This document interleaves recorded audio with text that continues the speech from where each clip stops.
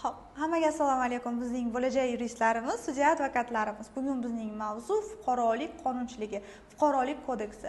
O'zi fuqarolik huquqi bu fuqarolar, yuridik shaxslar o'rtasida bo'lib o'tadigan har xil moddiy, nomoddiy munosabatlarni o'rganadigan fan hisoblanadi. Ya'ni oldi-sotdi siz ertalabdan uyg'onib svetni yoqishingizdan boshlab fuqarolik huquqini ishlatishni boshlaysiz. Chunki svet bilan, elektrosvet bilan sizni ota-onangiz shartnoma tuzib qo'yishgan. Shu svetni yoqasiz, keyin yuzingizni yuvasiz, suvdan foydalanib, bu ham fuqarolik huquqi. Chiqasiz ko'chaga, avtobusga minasiz, bu ham fuqarolik huquqi. Hozir meni darsimda o'tiribsiz, bu ham fuqarolik huquqi. Fuqarolik huquqi bu jismoniy va yuridik shaxslar o'rtasidagi munosabatlarni tartibga soladigan huquq hisoblanadi. Fuqarolik kodeksini ko'pchilik qo'rqib, nima qilib o'rganadi? Yo'q, aslo qo'rqish kerak emas. Fuqarolik kodeksi sizlar tushunishinglar oson bo'lgan. O'zi 35 ta qonunchilik juda ham oson, hammasi oson, faqat uni sizlarga qiyin qilib tushuntirib berishgan shu kungacha. Oson bo'lgan kodekslardan biri. Hozir sizlarga xudo xohlasa bu kodeksni 2 kunda 2 ta darsda zo'r qilib tushuntirib beraman. Ketdik. Bizga boshidagi moddalar shart emas. Biza fuqarolik huquq va burchlarini bilishimiz kerak. Fuqarolik huquq va burchlar. O'zi huquq nima, burch nima? Huquq bu bizga berilgan davlat tomonidan imkoniyatlar deylik. Huquq bu imkoniyatlarimiz. Xohlasak u huquqdan foydalanamiz, xohlasak foydalanmaymiz. Ya'ni bu meni darslarimga o'xshaydi. Sizga bu darslar berilgan. Xohlasangiz ko'rasiz, xohlamasangiz ko'rmaysiz. Majburiyat emas. Majburiyat burch degani. Burch bu siz qilishingiz kerak bo'lgan narsa. Majbursiz bu narsani qilishgasiz. Masalan, bu kursni sotib olishdan oldin siz pul to'lashga majbur bo'lgansiz. Men bu kursni sotganimdan keyin sizga bu kursni o'tib berishga majburman. Bu burch va majburiyatlar. Endi burch va majburiyatlar qayerdan kelib chiqadi? Bularni o'rganib chiqamiz. O'zbekiston Respublikasi Fuqarolik kodeksining 8-moddasiga ko'ra bizning shu huquq va burchlarimiz vujudga keladigan holatlar bor. Nimalardan o'zi bizning huquq burchlarimiz vujudga keladi? Birinchisi bu shartnomalardan. Jismoniy va yuridik shaxslar o'rtasidagi shartnomalardan. Ikkinchisi bu davlat organlari qarorlaridan. Uchinchisi sudning fuqarolarni shu huquq va majburiyatlarini bekor qilishi yoki tiklab berishi oqibatida. To'rtinchisi bu qonun yo'l qo'yadigan asoslardan mol-mulk olish natijasida. Beshinchisi bu har xil fan, adabiyot, asarlar yaratish, ya'ni mualliflik huquqidan. Oltinchisi bu insonga, ya'ni boshqa shaxslarning mol-mulkiga zarar yetkazishda. Yettinchisi bu albatta asossiz boyib ketish va 8-chi fuqarolar va yuridik shaxslarning boshqa harakatlari natijasida bizda huquq va burchlar vujudga keladi. Bularni yodlab olishimiz kerak do'stlar. Bu tushadigan narsa, chunki 10-sinfda ham berilgan, o'quv dasturida ham berilgan. Xo'p, ketdik. Fuqarolar, ya'ni jismoniy shaxslar tushunchasi.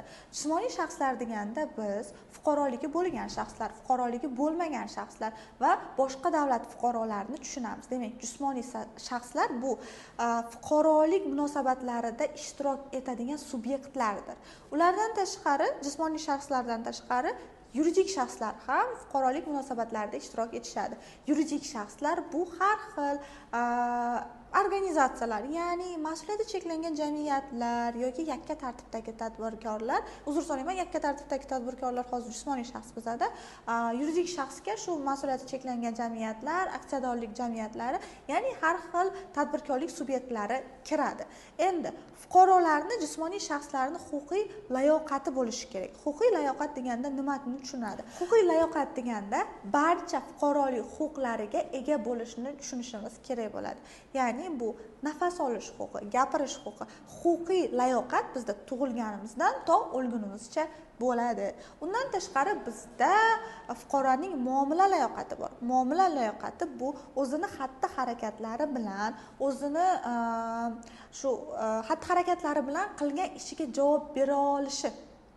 O'zi O'zbekiston Respublikasi fuqarolik qonunchiligiga ko'ra muomala layoqati O'zbekiston Respublikasi fuqarolarida 18 yoshga to'lgandan keyin vujudga keladi. 18 yoshdan oldin muomala layoqatiga ega bo'lish mumkinmi? Ha, ega bo'lish mumkin.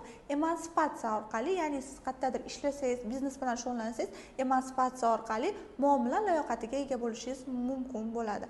Muomala layoqati 16 yoshdan nima qilsa bo'ladi? Emansipatsiya qildirsa bo'ladi. Faqatgina shu 16 yoshdan. O'zi muomala layoqati 18 yoshdan vujudga keladi qonunchilikka ko'ra. Keyin 14 yoshdan 18 yoshgacha bo'lgan shaxslarda ham ya'ni 14 yoshdan 18 yoshgacha bo'lgan, voyaga yetmagan shaxslarda ham muomala layoqati bor. Ya'ni ular qandaydir amallar qilishi mumkin. Nimalar qilishi mumkin? Demak, 14 yoshdan 18 yoshgacha bo'lgan yoshlarimiz, voyaga yetmagan shaxslarimiz o'z ish haqini, o'z stipendiyalaridan foydalanishi mumkin. Bankka har xil vkladlar qo'yishi mumkin. Undan tashqari kredit muassasalariga omonat, ya'ni vklad degani omonat degani.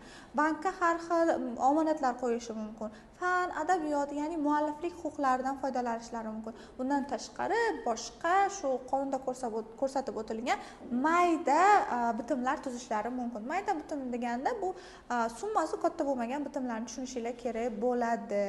14 yoshdan 18 yoshgacha bo'lgan yoshlarda. Xo'p, yuridik shaxs. Yuridik shaxslar bu davlat tomonidan ro'yxatdan o'tkazilgan mol-mulkka ega, o'zini operativ boshqaruvda alohida mol-mulkiga ega bo'lgan nodavlat, notijorat tashkilotlar. Ular sudga murojaat qilish huquqiga ega bo'ladi. Ular shu nodavlat, notijorat tashkilotlar tadbirkorlik subyektlari yuridik shaxs deb etiladi. Bundan tashqari bizga kerak bo'ladi bitimlar.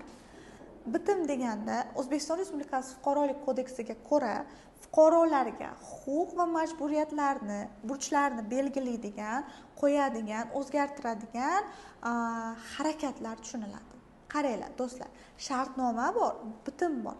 Bitim bu harakat, shartnoma bu kelishuv. Shuni farqini bilib olinglar. Bitim bu kattaroq narsa. Bitimlar turlari bor, shakllari bor. Bitimlar turlariga ko'ra bir taraflama, ikki taraflama, uch undan ko'p taraflama bitimlarga bo'linadi. Bir taraflama bitimlar qanaqa bitimlar? Bu sovg'a qilsangiz, masalan, birovga narsa sovg'a qilayotgan paytingizda bitta tarafni nimasi kerak bo'ladi? Roziligi kerak bo'ladi. Yoki siz nima qoldirayotgan paytingizda, meros qoldirayotgan paytingizda bitta tarafni roziligi, bitta tarafni volyasi kerak bo'ladi. Demak, bu bir taraflama. Ikki taraflama endi bu ikkita shaxs ishtirok etgan bo'lsa, uch taraflama bu ikkitadan ko'proq shaxs ishtirok etgan bo'lsa, bu ko'p taraflama bitim hisoblanadi. Bitimning shakliga ko'ra og'zaki va yozma bitim bor. Qaranglar do'stlar, og'zaki bitimlar bu masalan siz samolyotga, poyezdga olasiz bilet yoki jeton, ular ham og'zaki bitimga kiradi. Mana bunaqa yozma bitimlar ikki taraflama imzolangan bo'lishi kerak. Ikki taraf yozmani imzolasa, bu yozma shaklga kiradi. Endi bitimni oddiy yozma shakli bor va notarial shakli bor. Oddiy yozma shakli yuridik shaxslarning o'zaro va fuqarolar bilan bitimlari hisoblanadi va fuqarolar o'rtasida belgilangan bazaviy hisoblash miqdorining 10 baravaridan oshmasligi kerak bo'ladi. Yozma oddiy shakldagi bitimlar 10 baravar, ya'ni bazaviy hisoblash miqdorining 10 baravaridan katta summada bo'lmasligi kerak. Agar undan katta bo'ladigan bo'lsa, u notarial bo'lgani yaxshiroq, chunki ertaga uni tasdiqlash bor, ko'rsatish bor, tak dalay. Endi qaysi holatda notariat tasdiqlash kerak? Qonunda ko'rsatilgan hollarda, ya'ni qonunda ko'rsatilgan bitimlarni notarial tasdiqlash kerak. Bundan tashqari taraflarning birini talabiga ko'ra. Masalan, siz qarz beryapsizmi birovga, siz xohlasangiz uni notarial tasdiqlashingiz mumkin. Xohlasangiz 10 millionni tasdiqlatasiz, xohlasangiz 5 millionni. Bu sizga bog'liq. Xo'p, birinchi qismni tugatdik. Fuqarolik kodeksini juda ham katta mavzuni, juda ham og'zaki va sizlarga yoqadigan tilda tushuntirib berdim. Xudo xohlasa, ertaga ikkinchi qismini kutib qolinglar.